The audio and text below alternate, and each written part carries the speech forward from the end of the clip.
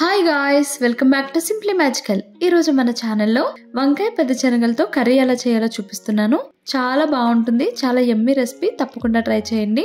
ముందుగా ఇక్కడ నేను నల్ల వంకాయలు 1/2 కిలో తీసుకొని వీటిని శుభ్రంగా ఉప్పు నీటిలో వాష్ చేసుకొని మళ్ళీ ముక్కల్లా కట్ చేసుకొని సాల్ట్ వాటర్లోనే నానబెట్టుకోవాలి. ఇలా చేస్తే వంకాయ ముక్కలు నల్లగా అవ్వకుండా ఉంటాయి. అలానే ఇక్కడ నేను 1 కప్ పెద్ద శనగలు తీసుకొని రాత్రంతా నానబెట్టుకున్నాను.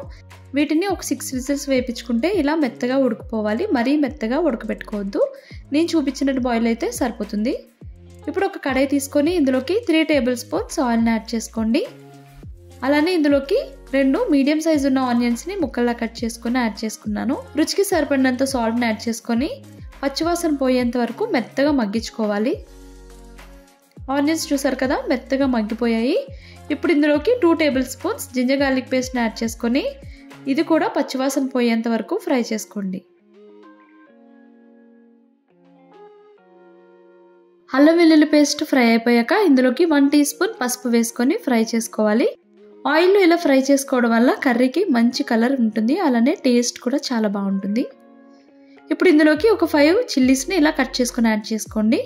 అలానే ఒక రెబ్బ కరివేపాకు, 1 టీ స్పూన్ ధనియా జీరా పౌడర్, మీ రుచికి సరిపడినంత కారం కూడా వేసుకొని ఆయిల్లో ఒకసారి మసాలాలన్నీ ఫ్రై చేసుకోవాలి.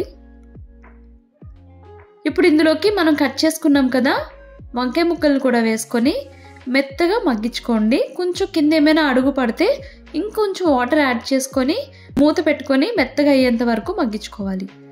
వంకాయలు 70% మగ్గిపోయాక ఇప్పుడు మనం ముందుగా ఉడికించుకున్నాం కదా ఈ శనగలను కూడా వేసుకోవాలి.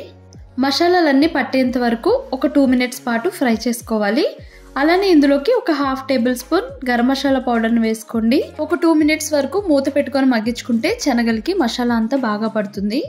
2 మినిట్స్ తర్వాత ఇందులోకి ఒక 250 ml వరకు వాటర్ వేసుకోవాలి.